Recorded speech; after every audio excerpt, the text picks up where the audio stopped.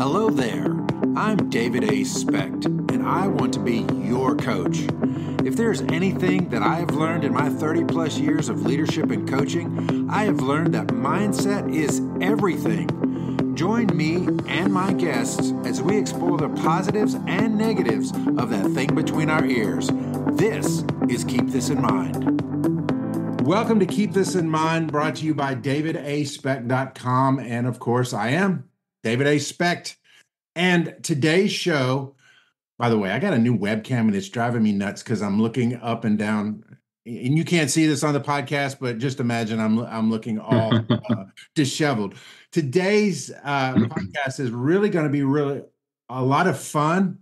I have this amazing couple that are fitness coaches, but they're more than fitness coaches. They are transformative life coaches. They believe in the transformational possibilities of human beings, of being able to, if you can change your mindset, the body will follow. Raphael and Lais, they have this insanely funny and informative YouTube show that I've caught on to. I've listened to interviews with them on podcasts. They are very dynamic. They are very knowledgeable, but they're also very real. And I think in this day and age where there's so many fitness, life, business, etc., coaches out there, breaking through the noise is very important. Finding people who get it and who are real is very important. So without further ado, Raphael, known as the coach, and Lais, welcome to the show. How are y'all doing today? We are excellent. Thank you for having us. Such a great introduction. We loved it. Thank you. We're excited to be here. The biggest question I think that everybody asks when they're coming into something like this, especially when the discussion goes towards fitness, is what is fitness? What does that look like? Tell us your story and how you arrived at what you're doing now, because I know, for instance, Raphael, you coach people into fitness competitions. Lais, you're in fitness competitions. I would just suspect, based upon what I've seen of you guys, it was a huge undertaking even to go to the first fitness competition. So what does that look like for you? What is your story and what led you to this new purpose? Or it's not really new because you've been doing it for a long time, but what led you into your purpose? We both have very different answers, so you go first. I think the answer is always it depends, right? Because fitness can be a lot of different things for a lot of different people, but our story is very different. I started doing this when I was a kid. I was inspired. I grew up in the 80s, so He-Man, G.I. Joe, Arnold back in the day, like all those things were for some reason very captivating for me. And when I was 12, I got my first weight set. And ever since then, it's just driven me with very little explanation. I never had to deal with a weight issue. I was always athletic. I was mesmerized by how much somebody could achieve with their body if they, kind of put a lot of work in. And since then, I was just a gym rat. I built a gym in my room. I built a gym in my garage. I had kids from high school coming over, and I started coaching people right out of high school. This will be my 29th year coaching people. And over the years, it's evolved tremendously in terms of the things that have called me to help different people. At first, it was all aesthetic, just working with the way somebody looked. But when I went to college for physical therapy, and I wanted to help people get better and recover from injuries. But as I did that, I still got called more toward the performance and aesthetic side, and business called me as well. So I ended up opening my own gym. And when I opened my own gym, I wanted to do all the things that I was passionate about. Just like entrepreneurs are passionate about different business ideas, I was passionate about different exercise modalities, and I wanted to try and test.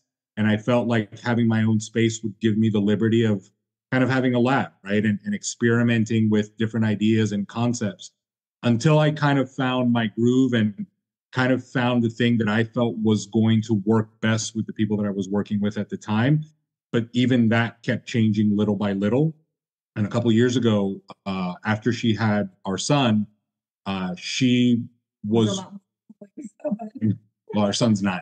Yeah. So she was, she was coming to our workouts, but wasn't really transforming the way that she wanted. She didn't feel like she was fit. She didn't feel like she looked like she was fit and wanted to do something more than that.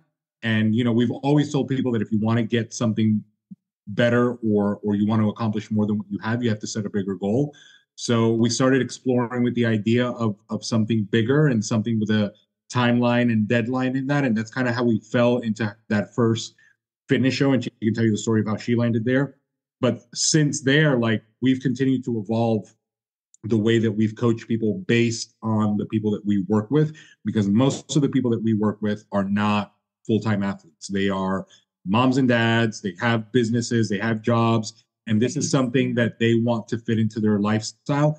And I felt like along the journey that I've been on, I found holes that were able to fill the gap between the things that people thought they needed to do and the things that they actually needed to do to get the results that they were looking for. And the more we tested, the more results we got.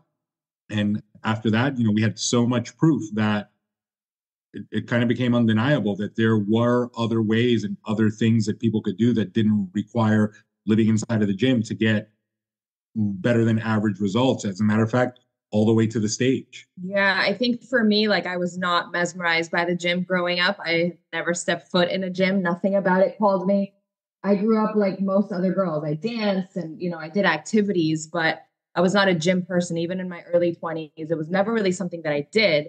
I decided to try, out his gym and his classes. That's how we met, almost 12 years ago at this point. And I decided to try that because I always danced. I was like, well, maybe if I do something kind of like that, right? It was a boot camp class. It was in a group setting.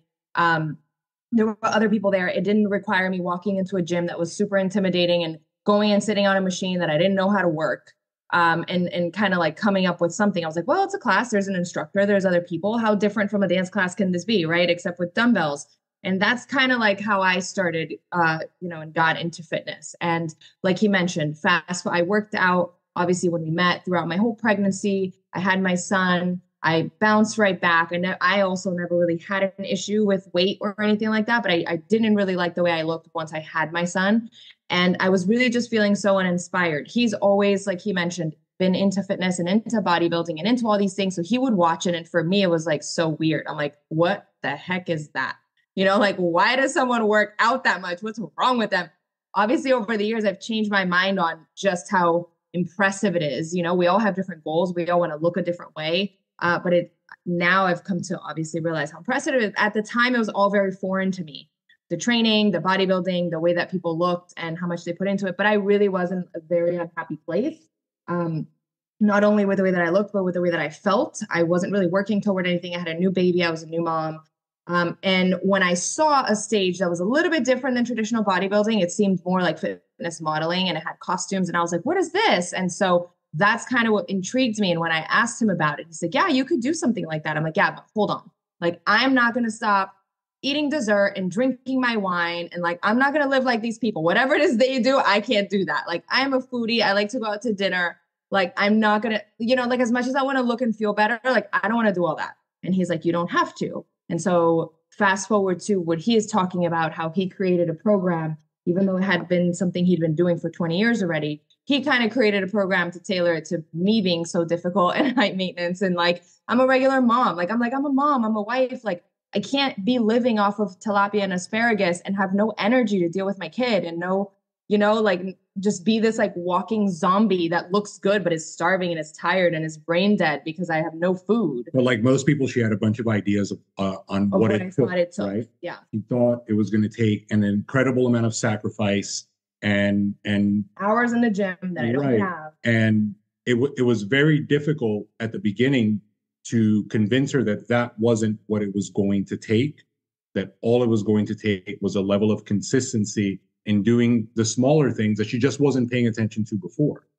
Yeah. And I think as I went through that very first prep, obviously I didn't think I can do it. I didn't think my body was actually going to change. I was an extremely shy person. I was never a front of the room person.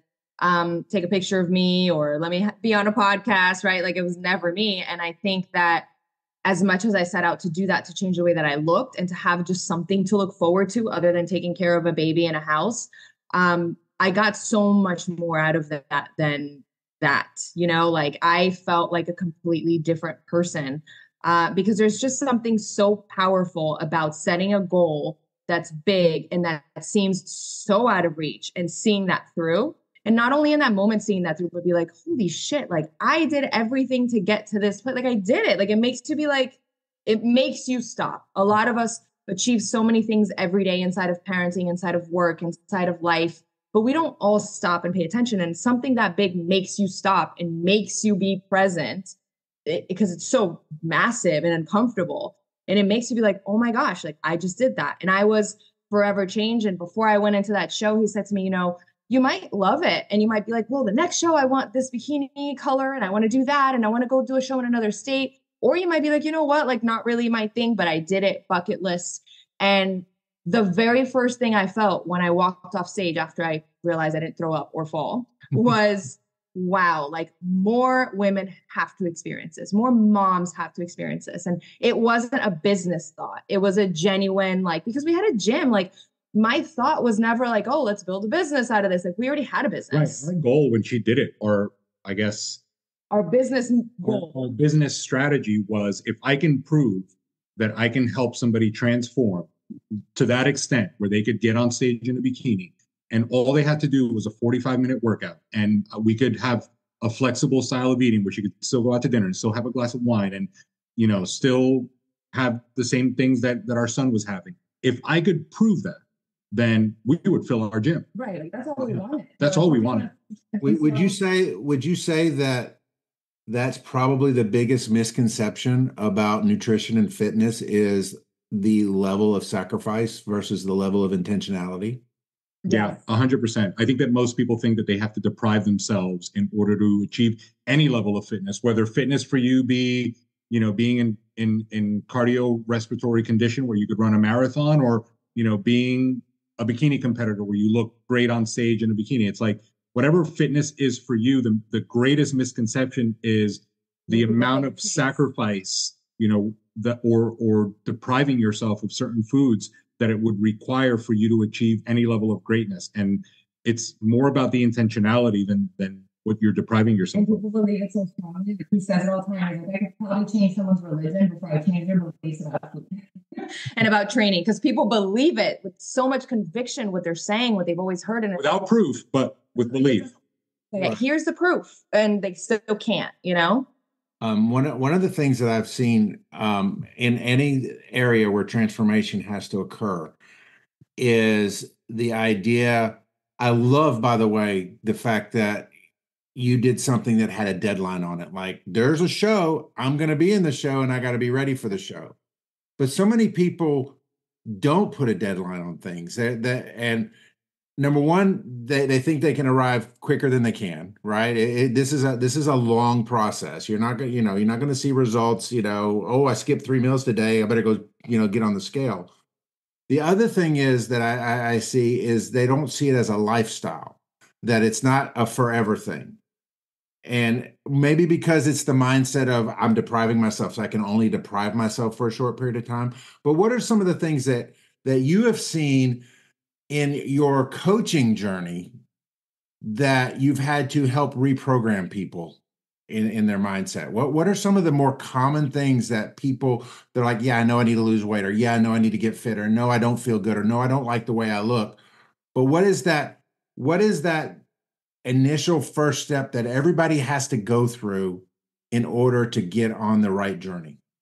I think you said it best. The lifestyle portion of it is the most important one, but I think that people throw the word around and they don't actually know what they're getting at. Because when we tell somebody that we are going to get them the outcome that they're looking for inside of their lifestyle, we mean it literally, right? So when I tell somebody that you're going to be able to get this result and keep doing all the things that you enjoy, that's where we start. We start with, what is it exactly that you enjoy? How many times a year do you go on vacation? What do your weekends look like? What does your day look like?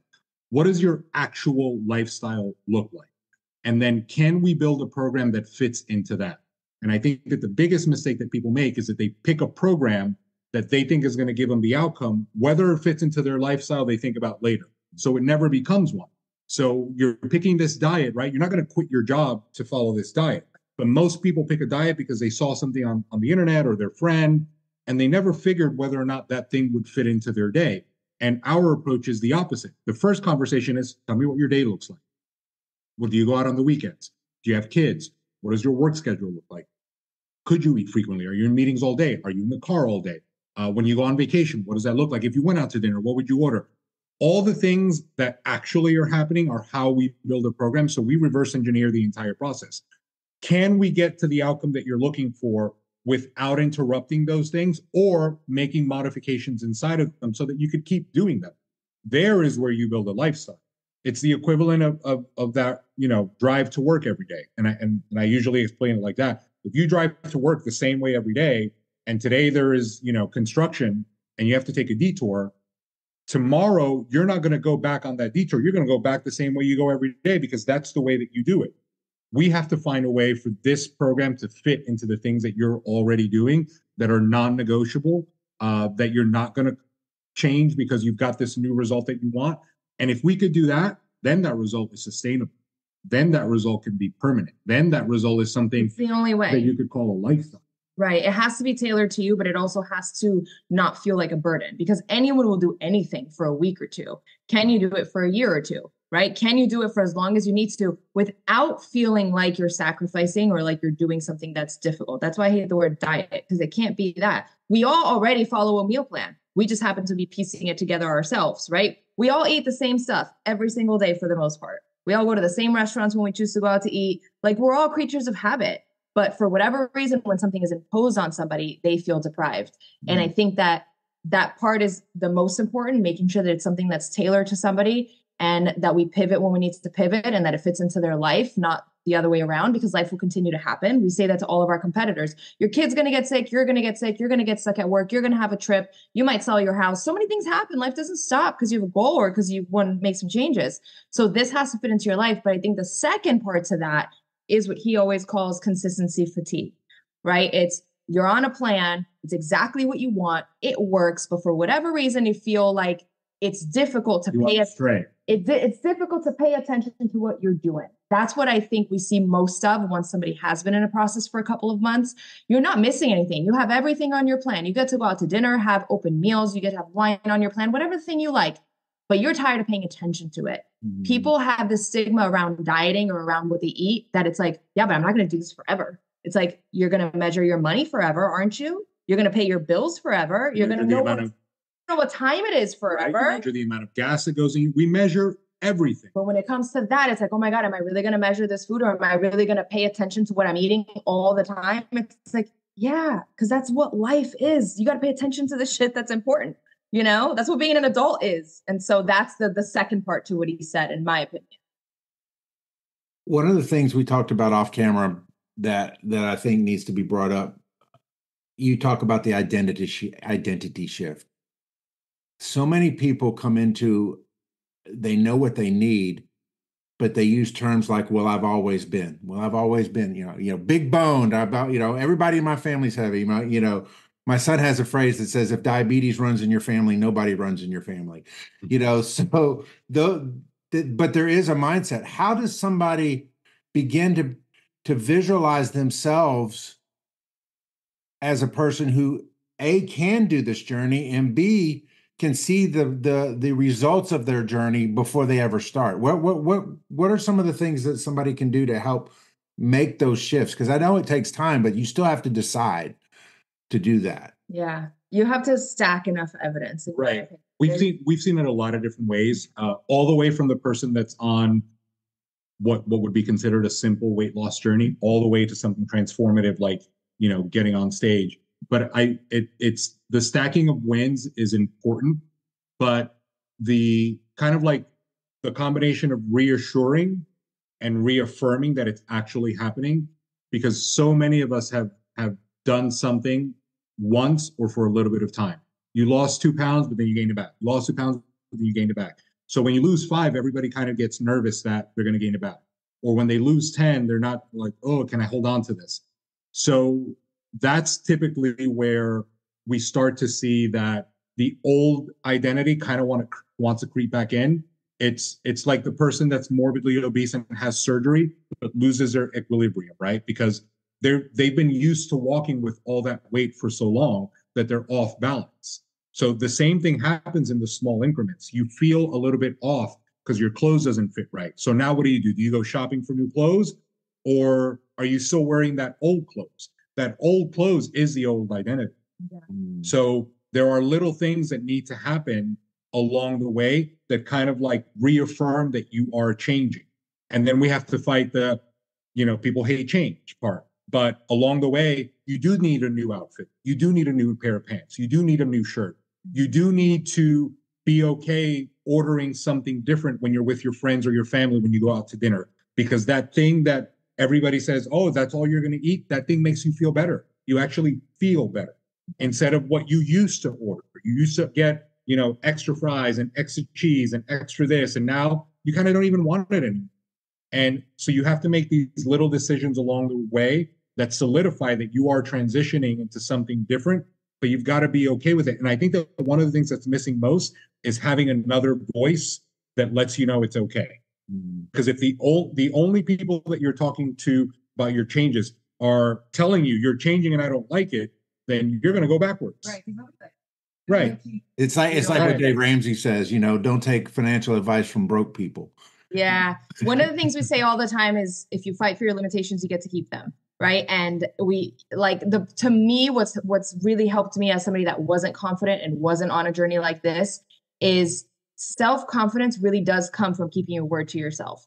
Every time that you keep your word to yourself on what you said you were going to do, you build a little bit of self-confidence, right? You stack those wins, for where you're headed, for who you want to be. It's always a vote. And every time you don't, the opposite happens, right? You beat yourself up. You're like, oh, I shouldn't have done that. I'll start again tomorrow. I'll do this. And I think that everyone always looks at pictures and they're like, wow, like I want to be confident like these women in these photo shoots and in these shows. It's like, but of course I would be confident too if I had abs and tight glutes. It's like, no, you wouldn't. Plenty of people are confident without that. And plenty of people have that and aren't confident. You have to be present in what you're doing and pay attention to the fact that you are working towards something. And every day you get to pat yourself on the back and be like, I did this and this and this today, right? Like, because you're always watching. It doesn't matter if your coach is watching or not, or you're whatever, like we are always watching what we are doing. You're with you 24/7. And so I think that the best way to get to that next identity isn't necessarily to envision it, because most people can't envision it. I'm one that can't envision shit ever. Like I need to see it in front of me. Right. So envisioning doesn't work for some people. It does work for others. I think really having tangible evidence every single day that you are who you say you want to be and you're taking steps toward being that person is, in my opinion, how you get there. You talk about that, one size doesn't fit all with regard to the plan. And a lot of times we talk in terms of lifestyle, but let's talk about age. I know y'all really cater to 30, 40, 50-year-olds. I'm 55, by the way. So awesome. I'm right there on the tail end of y'all's, but no such thing as tail end. Is what are some of the things that come into, for lack of a better term, come into frame as you're dealing with people of a different generation or a different age group? Because we see things differently, we process things differently, and by the way, our bodies handle things differently in the various stages of life. What are some of the things that y'all as coaches look for and maybe consult on with regard to age?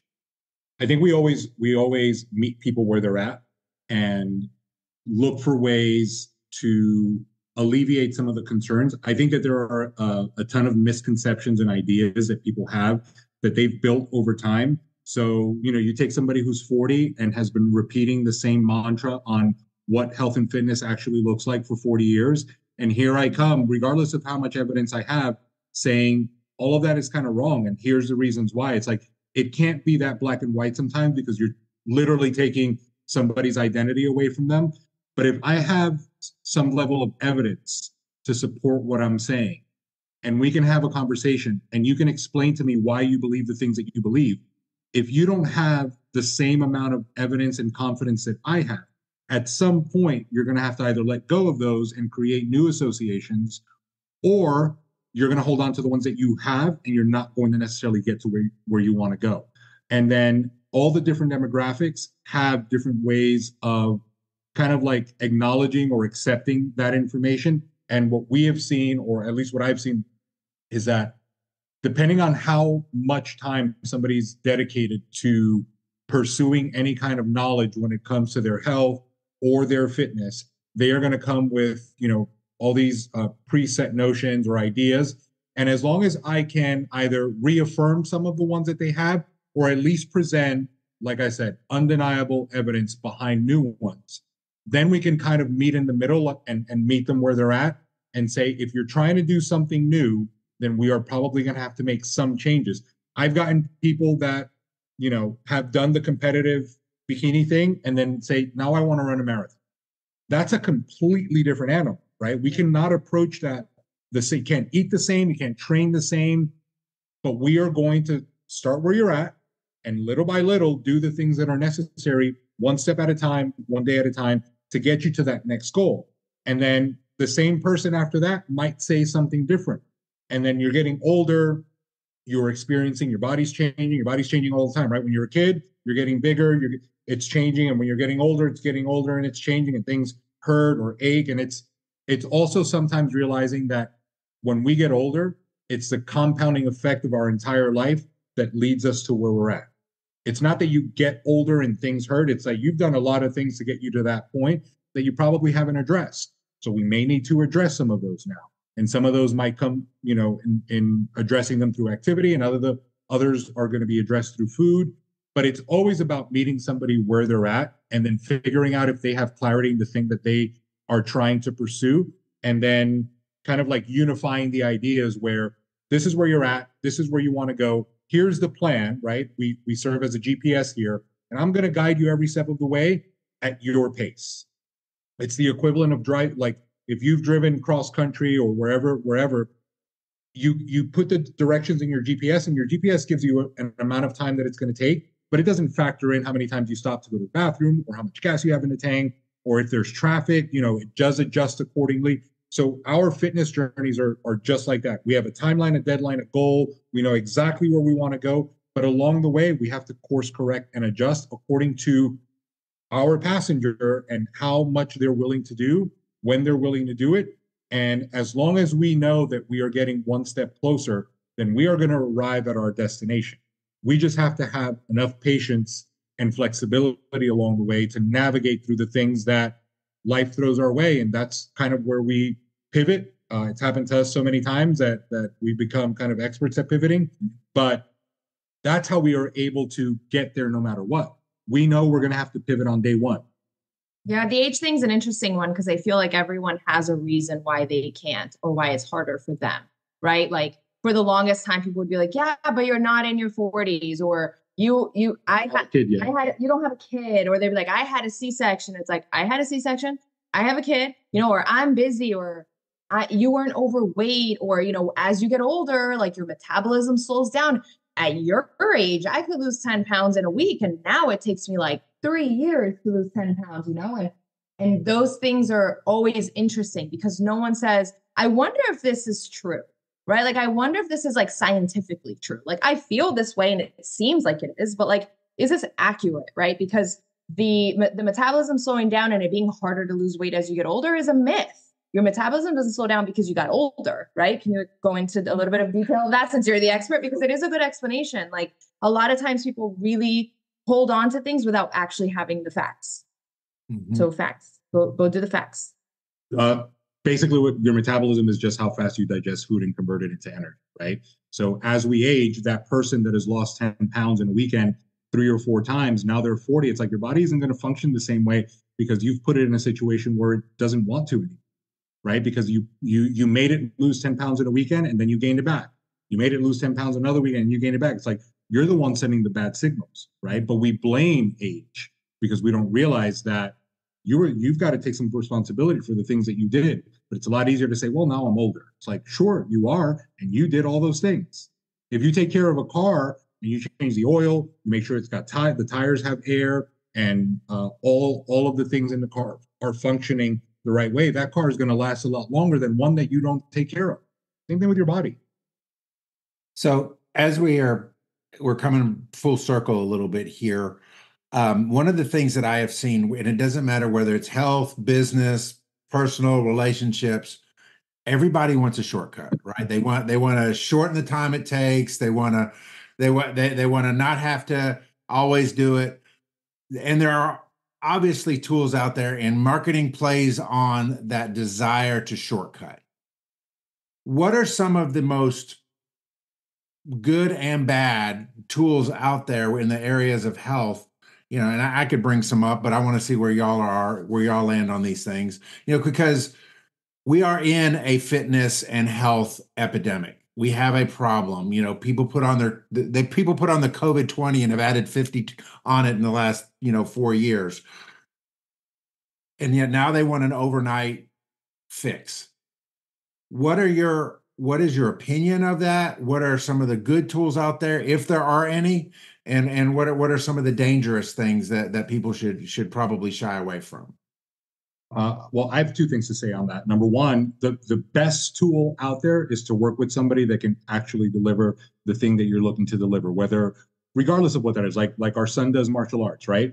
We found a martial arts instructor that could deliver the outcome that we are looking for him. He's in homeschool. So we found the tutor that can deliver the thing that we want to deliver for. So the same thing in fitness, and we don't look at it that way. When you have an injury or an illness, you go to a doctor, you go to an expert that can help you with that illness or injury. But we don't apply the same logic to fitness or health. So find somebody that can help you with the goal that you have. So that'd be one.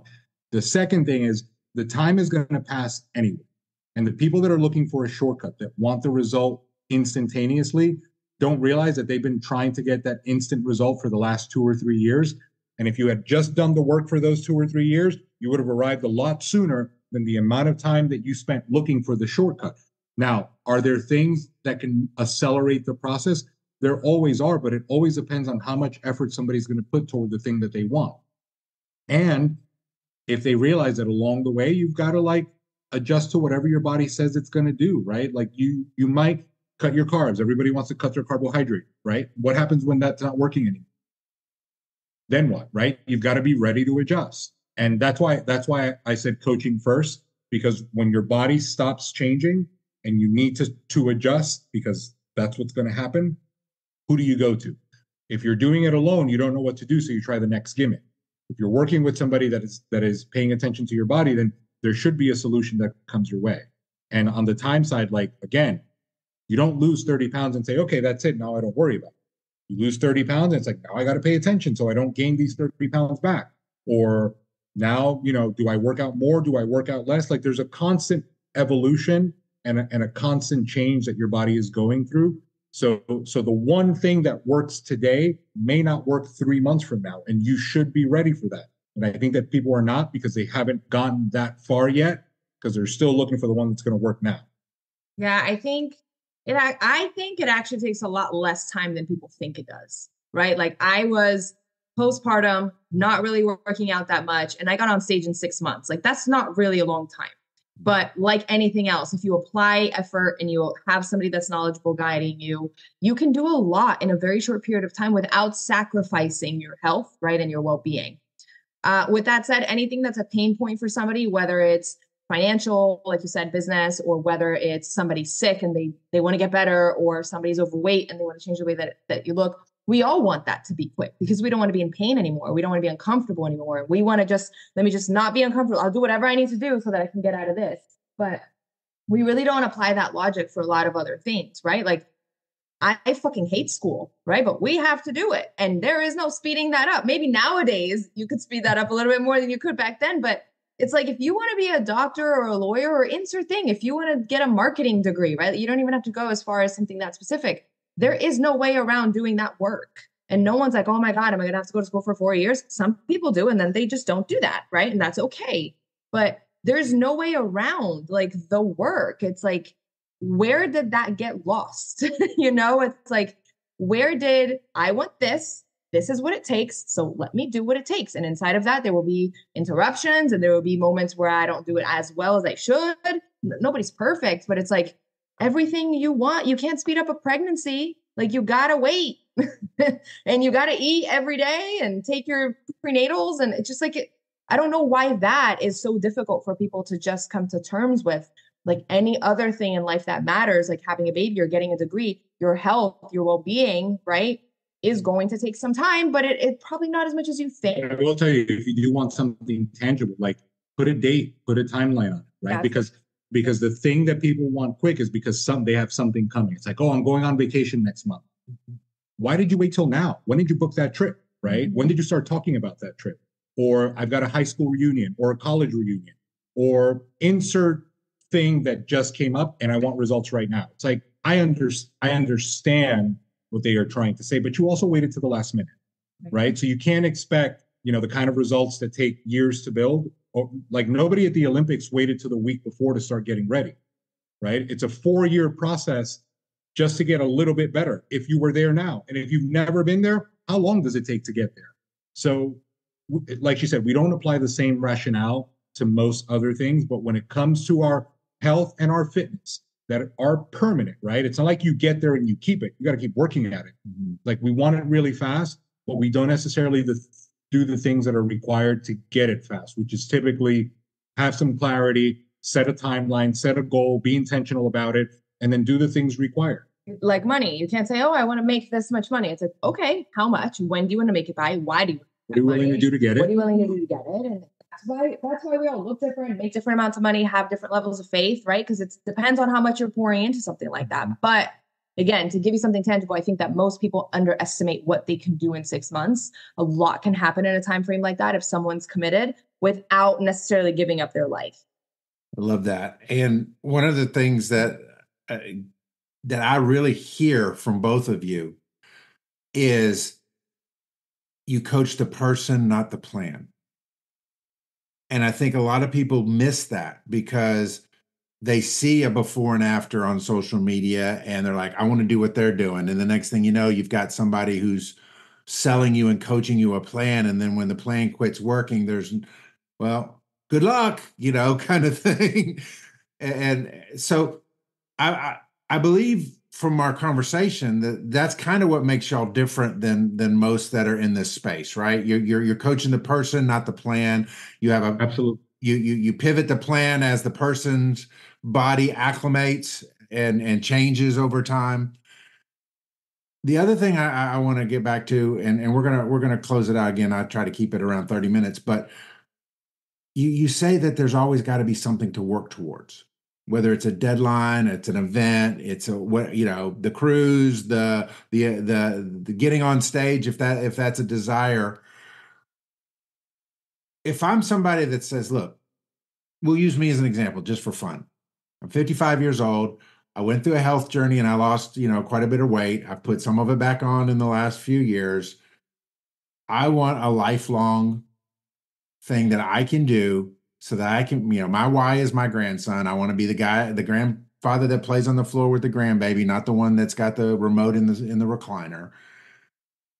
How does someone like me set a deadline or set a goal for lifelong fitness? Honestly, like you said it at the end, right? You want to be the grandfather that plays with his grandson on the floor, right? And what ends up happening is your program should be tailored around what those things look like, right? You sitting on a stable machine at the gym isn't going to help that. You need to roll around. Your training should revolve around things that make you more agile, more mobile. And guess what? Your grandson's going to keep growing. So you need to continue to adjust. How old is your grandson now? He's 5. Okay. So probably weighs 30, 40 pounds, right? And he still jumps into my arms. So you should be, swinging a kettlebell that's 30, 40 pounds like he is. But as he gets bigger and wants to continue to jump on you, how do you get stronger? There has to be a progression there. So that should already be built into your program, because if that's the goal, right? I want to throw the ball outside with him, whether it's a baseball or a football or whatever it might be, then you need to have the kind of program that caters to the thing that you are pursuing. And then inside of that, maybe other things come up. You know what? I noticed that when I did this, my shoulder hurts. It's like, great. So maybe you build something into your program that strengthens your shoulder. It's like, oh, I have a little bit of a bum knee. It's like, great. So maybe into your program, you also build something that strengthens your knee. It's about paying attention to what the person actually wants. And then how do you build goals into that? You pay attention to how often you're playing with your grandson and what milestones you want to reach, right? If last time you were on the floor and you noticed that you were out of breath 15 minutes later, it's like, great, can we make it 30? Can you run up the stairs with them? Like, what things can we find inside of what you're doing that are going to be so important to you that you're going to be willing to keep getting better at those? And along the way, if you're not progressing, then you've got to put it in your mind that if you're not progressing, then you are falling behind. And he will get bigger, he will get stronger, and so do you. You've got to be doing the same things in order to make sure that you are able to continue to, I guess, compete would be the thing, right? Compete with the. He tells our son all the time, he's like, you're never going to catch up to me, and you're never going to beat me. Ever, right? It's like. Well, my son can still outdrive me on the golf course, so I got to work on that. I wanted to respond to two things, and I know we're trying to wrap it up, but when it comes to our people and our plan and stuff like that, we actually talk to everybody that we coach every single day. And so while we do have a plan that we put together for somebody that's tailored to them based on their life, their schedule, their food preferences, all the things, we talk to them every day. We see what's happening. We answer any questions. They can send us their meals, like everything, so that we can catch all the data we can collect on somebody is how we are able to pivot. Maybe somebody forgot their food. Maybe somebody has a long meeting. Maybe somebody needs to stop at Chipotle. Insert thing. We're in that journey with them. And so to your point, absolutely, that's something that we do uniquely. And we do it back to the beginning of this whole thing because of how we did it when I first stepped on stage. He realized that because he was with me all day, how many things I was either changing or missing, or how many questions I had, right? And or how many things that I noticed or that he noticed with digestion and with things like that were being missed and were falling through the cracks when you're not with somebody every day. But he can't be with somebody every day, but he can talk to people every day, all day. And so that is kind of like the biggest thing in the program. It isn't just that it's customized to you, is that we are with you every step of the way because things happen and they happen uniquely to everybody. Now, with the goal part of things, I think that as humans, like the only way to live a full life is to be working towards something. As adults, a lot of times that gets kind of jumbled up with work and with kids and with things like that, where you're like, okay, I want to buy this house or I want to go on this trip. And those are all great things. But a lot of times we say this to our girls all the time. Most adults don't have things that are for them. And I think goals are so important to live an inspired life where you're working towards something, whether it's new, whether it's uncomfortable, whether it's challenging, like that's really what life is all about. And it shouldn't always be tied to money or tied to work or tied to other people. It should be to you. And so for us, we always think that somebody needs to attach a goal to their journey. And it needs to be powerful enough for them to stick it out no matter what. The stage is not for everybody, right? But whether somebody's getting on stage or doing a photo shoot, they have a date and they know that they need to look a certain way that date. And it makes them get up and do what they need to do no matter what. So no matter how I feel today, most of the time I'm going to do what I need to do because that date is coming and that goal requires that I do it. For someone like you that is 55 and that has a grandson and that's the goal, what we would do aside from everything that he said is also be like, let's set a goal for you and your grandson, right? Can you go, and as he gets older, that'll change. Can you go set a date where you're going to go do something with him that's active? Maybe you're going to go hiking with him. Maybe you're going to go camping with him. Maybe you're going to go. There are events with soccer, 5Ks, where it's like you're going to walk something. Because that becomes a thing. You need a date. You need something. A lot of times people say, I don't really have a goal. It's like, well, why not? Let's start there. Instead of talking about your food, or let's start with the goal part. How come you don't have a goal? Why aren't you pursuing something that is maybe exciting, greater than you? You want to volunteer somewhere. You want to go build a house if you're involved, with your church or your community. It's like, there's got to be something greater than just you that you are working toward. And a lot of times we have to start small with that and go from there. But we have to cater the way that we coach to where the person is starting, no matter what that might look like. So you can't be goalless. All right. Well, you've inspired me today. Thank you so much for being on the show. I do want you to have the last word, and people in the audience, people who might just happen upon this podcast, something resonated with them. and they want to go deeper with you guys. They want to find out more about you. They want to Facebook stalk you, because that's what we do. We social media stalk people before we reach out. What are some of the best ways that people can follow you and contact you? We have a podcast as well, Lais and the Coach. It's on YouTube. It's on iTunes, Spotify. We share a lot of our life on our YouTube channel, because one of the things that we want is to show people that you could be busy, you could be raising a family, and you can still be running a business and still do all the things that we are coaching people to do. So we share a ton of those things. And we're on all social media platforms kind of under the same. Yeah, I think for me, I prefer Instagram and Facebook, just because it's like I can share the everyday stuff, but we do share a lot of our life on our podcast and on our YouTube as well. But yeah, Lais B and Rafael Moret on Facebook, and all of our stuff is linked together. Yeah. You'll find one and you'll find all the others. All right. Well, again, thank y'all for being here. Thank you for all of your insight and all of your inspiration. What follows inspiration, though, has to be perspiration. And I always end the show with this phrase, but I think it applies more than probably just about any other interview I've done. And that is this: it's not knowledge that's power. It's applied knowledge that's power. Thank you guys for being on the show today. Look forward to continuing the journey with y'all as it sees fit. But otherwise, God bless everybody. Thank you. Thank you. That is going to do it for this episode of Keep This in Mind. For more, visit davidaspecht.com. Like, follow, and subscribe. Thank you for listening. And remember, applied knowledge is power. God bless.